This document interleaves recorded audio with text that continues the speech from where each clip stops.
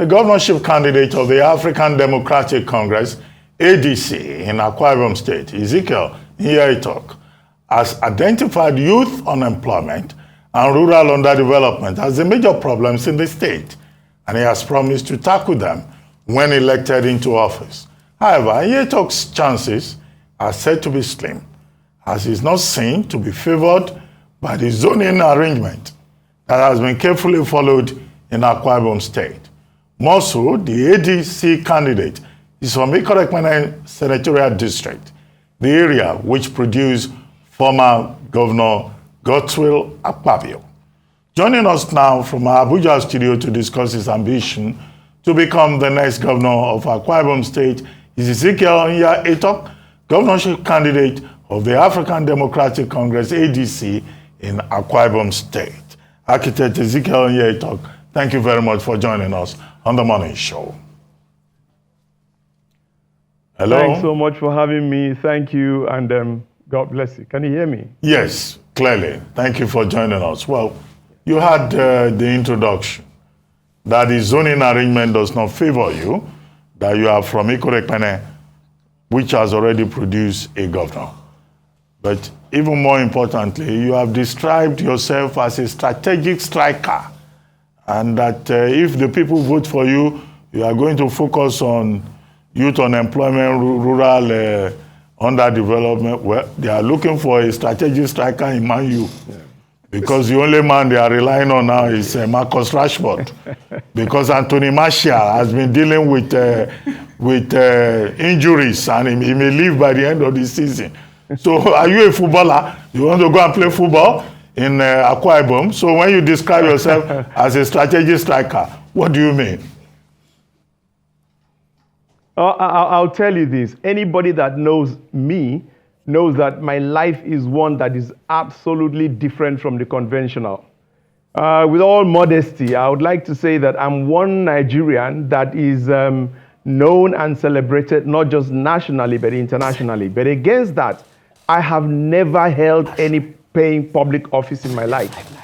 As a matter of fact, I was an indigent student, and I had to pay my fees in school, and I ended up doing so many things. Ended up registering a company, and that company I registered while I was in school, University of Nigeria, Enugu campus, that I left in 1986, is the same company I'm working with till today. You cannot sustain yourself outside of government and government largesse and everything except you are a strategic striker. In my field of professional endeavor, by the grace of God, no architect will tell you in Nigeria they don't know me. As a matter of fact, I am called Mr. Social Housing in the Federal Republic of Nigeria. You can't get to that level knowing nobody except God, except you are a strategic striker. Now you come to the politics, and you see me being mentioned amongst what they call the Big Five. You can't get there getting no funding from any other place except yourself and a few people. Look at what I've just done. I hope you notice this. I wear this, and that's because in our own campaign, we insist we don't want any godfather, we don't want any money bags, we want Akwa Ibom for Akwa Ibom agenda, we want to fund what we are doing. You cannot do that and successfully so to this point where you are considered a major contender except you're a strategic striker. That's what it's all about. Thinking outside the box, and as at today, when we've become the poverty capital of the world, you need nothing except people who are strategic strikers, people who can think outside the box, because you do the same thing the same way, you'll get the same results, and Nigeria will change in my time. All right. I'm glad you talked about how prudent you are, particularly in terms of even the way that you fundraise. Very creative. But one of the things you've said that you're going to do in Akwa Ibom State is to plug the leakages, the wastages. So you've highlighted the governor's private jet. You talked about liaison offices around, how you're going to shut it down. I'd like you to speak a bit more about that in terms of how you intend to plug these leakages that you have identified in Akwa Ibom State. Thank you. You guys are just amazing because you do such great research before you bring your guest up, and I need to give you kudos. I follow this program altogether. But let me run down to what we have. I have two arms. One I call the substructure and the other one I call the superstructure. Within the substructure, which is the foundation, I have 4 hashtags. One of them says, change the music. The other one says, it is possible. The other one says, shut down and shut out. And the other one says, cut the wastages. Now, this is one of those hashtags that you featured on, which is cutting the wastages. Now, I want to bring out 1, 2, 3, 4 things. If you understand government and governance, you realize that you have what you call the income and you have the expenditure. You cannot expend what you don't have. But within what you have, you need to be able to manage the resources very prudently for you to be able to make good impact. Now, in cutting the wastages, I ask you, what is the wisdom in a government having a liaison office in another state? It doesn't add up. It doesn't make sense. Before Akwa Ibom became relatively developed, it made sense. But today we have branded hotels, we have international airports, we have infrastructure that is standard and could be compared to any other place. As a result, why would I, as a governor, maintain a liaison office in Abuja and in Lagos? It doesn't make sense. Now you are paying ground rent on property rent to another state. You are enhancing the skyline of another state. And what do you get from it? So that when investors come, you can receive them in the liaison office. What a very, very disingenuous thinking. So we shut that down. We shut down the governors, all those governors' lodges in Abuja and in Lagos, and redeploy the people to meaningful and resourceful things in the state. Number 2, we will shut down what we call the governor's lodge. If you take Akwa Ibom budget and you do an analysis of it on what the governor's lodge is spending on a daily basis, it doesn't make sense. Convert it to what you call the governor's residence. We know what your residence is your house. That is for you, your family, and your close friends. Any other person that wants to see you can see you in the office. And within that context, you can take care of yourself. All these monies that we waste doesn't make sense. You have the convoys. Why would a governor go with a convoy of 20, 30 SUVs? At a time like this, not only the fueling, you have to have the maintenance. You discover that if you look at the expenses of these vehicles, you discover that they are requisitioned for tires. You buy a tire today, brand new tire. In 6 months, you are buying another brand new tire, and then you are changing the engine. All sorts of very, very unthinkable things happen. You shut that down. Doesn't make sense. Have a convoy that is, manageable. 5 cars, 8 cars is more than enough. And then what on earth are you doing with a private jet? It doesn't just make sense. It does. You see, I tell the people, if I live in Abuja and Lagos, then live in the Uyo to the local government chairman. But if I come to live in Uyo, you've got to go and live in your local government. Now, within that context, if I'm living in Uyo, I can understand Pastor Adeboye, who has to go to this church, that church, in this country and that country. What is a governor doing? No, globetrotting. What are you doing? Why are you keeping that for? To go to Abuja, you turn it into the private fleet of Ibom Air for special charters, and they make money and even give you money. And the day you have an emergency, you need to run out, you ask them to bring it. But for you to maintain an aircraft as a status when people are dying, it just doesn't make sense. You've got to shut down. Then the second arm is shut out. Shut out all the leeches. I want to tell you emphatically, and I will give you empirical evidence that Akwa Ibom does not belong to Akwa Ibom. You cannot, Madam Okonjo-Iweala said something that was very instructive. She said, I'm not speaking as a Minister of Finance or CME. I'm speaking as a developmental economist. I cannot find 20% of Akwa Ibom state resources in Akwa Ibom. And it's a fact. If you have your correspondence like you do in Akwa Ibom state, ask the president to stand at the plaza and look at Ipa Road. Leave Ipa Road. Look at Ikodekpene Road. Look at the back road. Look at Akar Road. Look at Oron Road, look at Nwangiba, look at Barracks Road. Tell me what justification you can find for over 10 trillion naira that has been budgeted over a period of the past 15 years. You can't find it. You can't find Akwa Ibomites that you can say, these are the 1, 2, 3, 4, 5 professionals that have come up in this field of endeavor, even in construction, that will justify over 10 trillion. What's happening is that Akwa Ibom has become the fishing pond of outsiders. If they need to do anything, that they need money, they come to Akwa Ibom. So that Akwa Ibom resources has become the resources of others. Now that time has come when you need a man that comes with what you call Akwa Ibom for Akwa Ibom agenda. And as a result, you must not only shut down the wastages, you must also shut out the leeches that have sucked us dry and left our people, feeding on crumbs. Okay. Real quickly, this state still has half of its young people unemployed. In fact, it keeps getting the record for the state with the largest number of unemployment. Anyway, your state governor tries to dispel that and argue that vehemently, but it doesn't stop the fact as released by the National Bureau of Statistics. And what would you do as regards that youth unemployment? Because recently, I remember they pushed forward a bill, a 3 billion bill, to be able to cushion the effect, but that's not working. The numbers are still very high as regards, youth unemployment in the state. Let's talk about that first. And then also, I want you to tell me what you want to do about the contrast. So much wealth.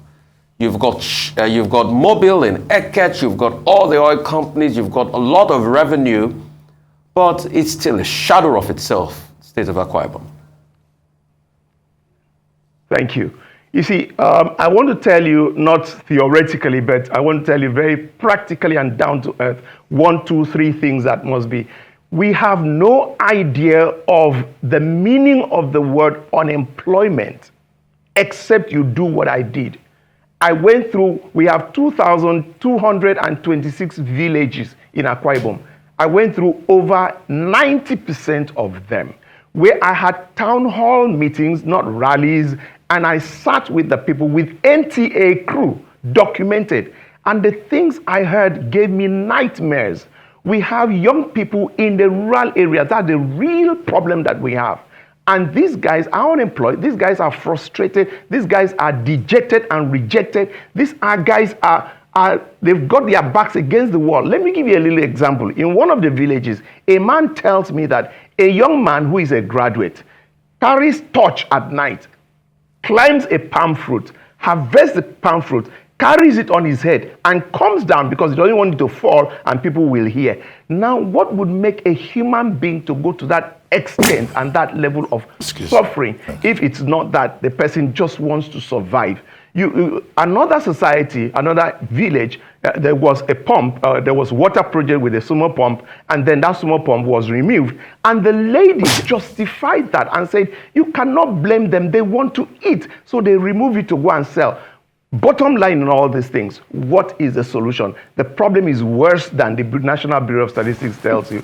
What I said is this: from every village, I'll bring out 10 to 15 people from every village, send them under training for 3 months, not just empower them. All these things that we call empowerment. People are very deceitful with the young people. I'm a businessman, a private sector person. I understand the concept of business, doing business. Business is not largesse. You throw money around, trader money. That's not business. That is politics. You train them for 3 months where they have to come for 8 o'clock, stay till 1 o'clock, have a 1 hour break, come back and stay till 5 o'clock. They start to develop certain characters, attributes, and capabilities and capacities. These are the things that a business person needs. At the end of the training of 3 months, you find out, break them into groups depending on their strategic, comparative advantages and what they can do.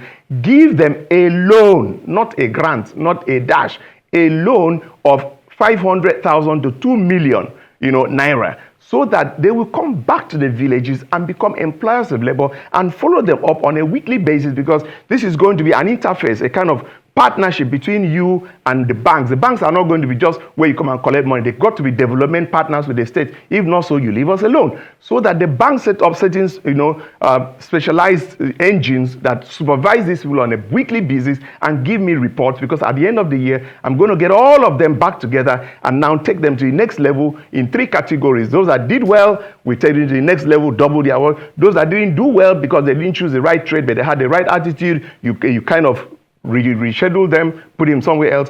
Those that the devil has a contract for them that they must be destroyed and just wasted the whole thing, you offload them and move on. When you do this in cycles of every 4 months, 3 months training, and 1 month to run around and then bring the next set of people, at the end of 3 years, you have created businessmen that are properly trained, properly motivated, and then they now become employers of labor. Each of them will employ 1, 2, 3 people. Now, that's just one package. The second package is putting 500,000 naira in every village every month for 4 years based on an SPV that is operated from the office of the governor directly. We want to stimulate the rural economy. Because if you look at what the Constitution says, Chapter 2, Section 14, subsection 2B, it says that the security and the welfare of the people shall be the primary purpose of government. Shall, in legal parlance, I'm an architect, I'm not a lawyer, but I'm told that shall is more compelling than must. So the security and welfare of the people shall be the primary purpose of government. And where do you find the people? It's very clear. 70% of Nigerians live in rural areas. So you've got to have a specific program. Okay. I guess I'm not satisfied with your response to my earlier question about zoning. I suspected that you avoided it. I'll tell you. No, wait a moment. Yes. I'm going to phrase it. I'm going to phrase it in a different way. And the reason is that zoning is a big issue in Akwa Ibom. Yes. You are from Ikorekene. Let me. I wanted to give you some details. So okay, if you want to go ahead, because there's a particular thing I want you to address. Okay, go ahead. I'll come back. Go ahead. I'll tell you this. If not for the goodness of Arise TV, I'll probably be paying about 2-3 million to be here. So as a good businessman, I've got to maximize this opportunity. And that is what is expected of everyone who wants to be a governor. You need to know where to lay emphasis.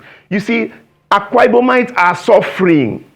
We are on all the wrong ends of all the developmental indices. They are looking for a savior. They don't care about zoning. Zoning does not put food on their table. So if I'm using this time, people want to hear this guy who wants to be a governor. What does he have to offer? So spending the time talking about zoning, something that is absolutely a distraction and irrelevant, Akwa Ibom people will make up their minds and take their decision. I can tell you 1, 2, 3 things about zoning. I can take 1, 2, 3 minutes and tell you why they've lied to you about zoning, that it is Uyo's turn. I can do that. And let me just try for whatever it's worth. Now, let me give you 1, 2, 3, 4 paradigms. Paradigm 1 is what I call Obongata's paradigm. Paradigm 2 is what I call Akpabio's paradigm. Paradigm 3 is what I call moral conscience. And 4 is what I call exigencies of the moment. In Obongata's paradigm, we have 3 ethnic nationalities: the Ibibios, the Anangs, and the Orons. Ibibio had the first turn going by Obongata's paradigm, where he took, followed by Anang. So by right, it should be Oron, not even Ibibio again. It should be Oron going by Obongata's paradigm. Okay? So Uyo cannot say it's their turn. It's not their turn. I'll tell you that. It is Oron people that have a right to that. Now, leave Obongata's paradigm. Go to my brother Akpabio's paradigm. He talked about senatorial districts. Beautiful. In senatorial district, all animals are equal. Senatorial district, Bayelsa, 2 local governments is a senatorial district. Ikorekene, 10 local governments is a senatorial district. Kano, about 14 local governments is a senatorial district. The Kano senator is not superior to the Ikorekene senator, nor to that of. So in senatorial district, all animals are equal. Within that context, we had first round where the senator from Uyo picked first, assuming there are 9 pieces of meat on the table. The senator from Uyo picked first.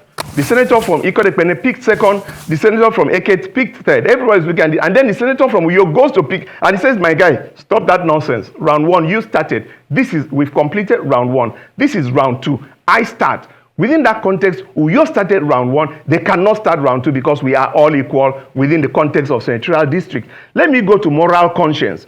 When Akpabio contested after Obongata, the main opposition came from where? Uyo. Who was that? My brother,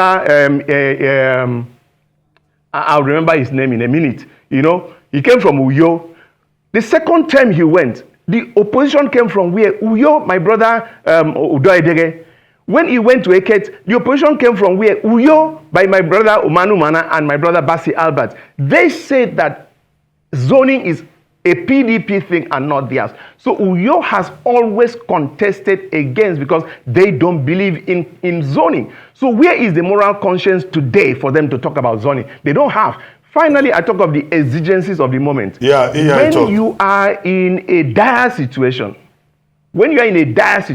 you look for a solution. Right now, Nigeria has become the poverty capital of the world. Right now, Nigeria is not thinking about where you come from, where you don't come from. They are thinking for who is that person that can come and save us. Hunger is killing our people, and we don't have the luxury of, oh, where do you come from? Where do you come? Tell us what you want to do and how you want to take us out of this and allow Nigerians, allow Akwa Ibomites to choose.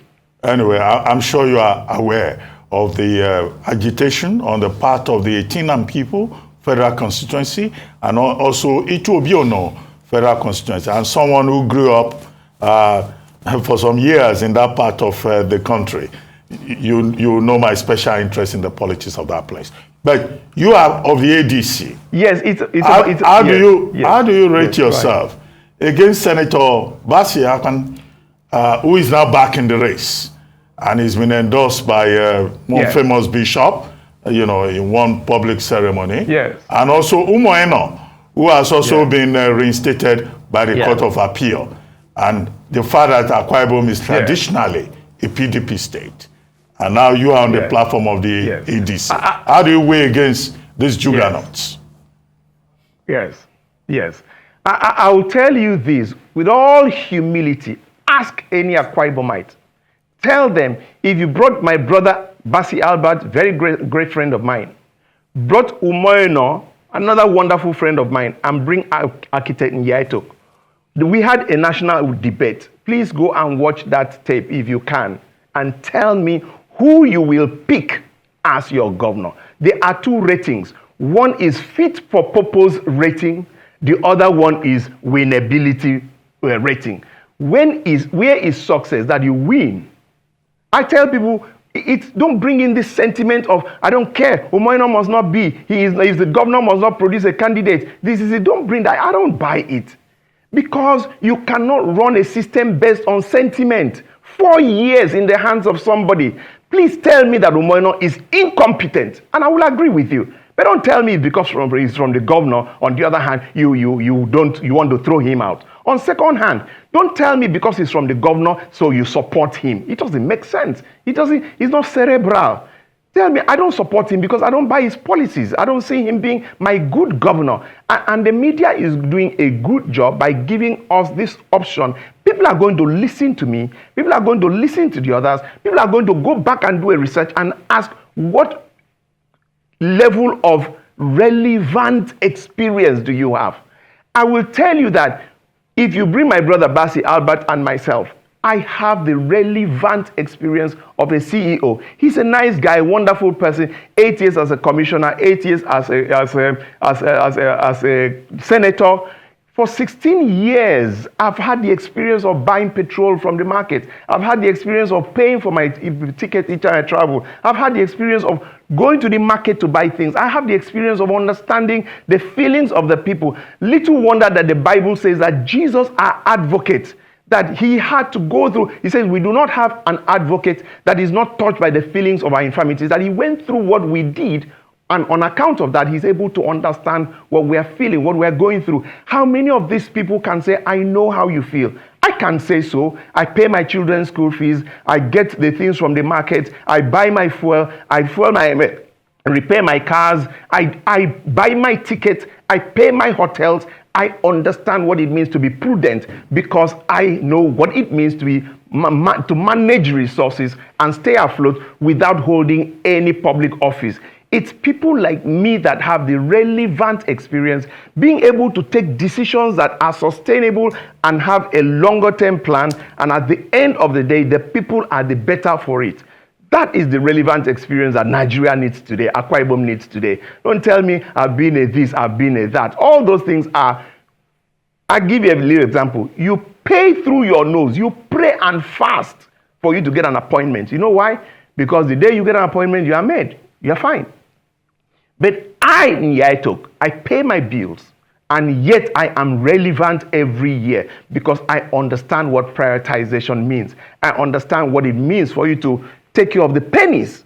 I'm not frivolous. And at a time like this, when all our resources are going to the negative side, where NNPC Limited is using all the money that we have to as it were, subsidize what I don't know what they are subsidizing. As a result, money is not coming in. You need a baker. You need a man who is prudent. You need a man who understands the feelings of the people. You need a man who can connect with the people. And anybody who reads my life and knows where I'm coming from and where I am today knows that I can feel. You know, my wife always tells me, why are you so always in a hurry to smile at people around? I said, I remember very well one day when I was so happy that George, one of my cousins, they were rich, we were very poor, very poor. George actually came to me and said, hello, Ezekiel, how are you? I didn't sleep well that night. There are people that have their backs against the wall, just turning around and smiling at them. Lightens up their day, not to talk of shaking their hands or giving them something. That's why my life is about the poor people, because I've been there. I grew up with my grandmother in the village. I wake up in the morning, 5 a.m., go to the stream, come back. I walk from Ikono to Ikodekpene to carry firewood in my head. And here I am, contesting the governorship. I am that grace of God personified. So I can understand what people are going through. And when I become a governor, because I can relate to them, I'll be able to solve their problem. These people are just in their high horses, with all due respect. I'm not limiting to the two people. They may not be so, but generally Nigerian politicians are just seeking state capture for their own personal good. Nya-Etok wants to go and change the music, which is what I've said. Change the music, go low profile, shut down and shut out, and it is possible. It's possible to give Akwa Ibom people a life that makes sense. Well, on that note, we'd like to thank you very much, Architect Ezekiel Nya-Etok, for joining us on The Morning Show.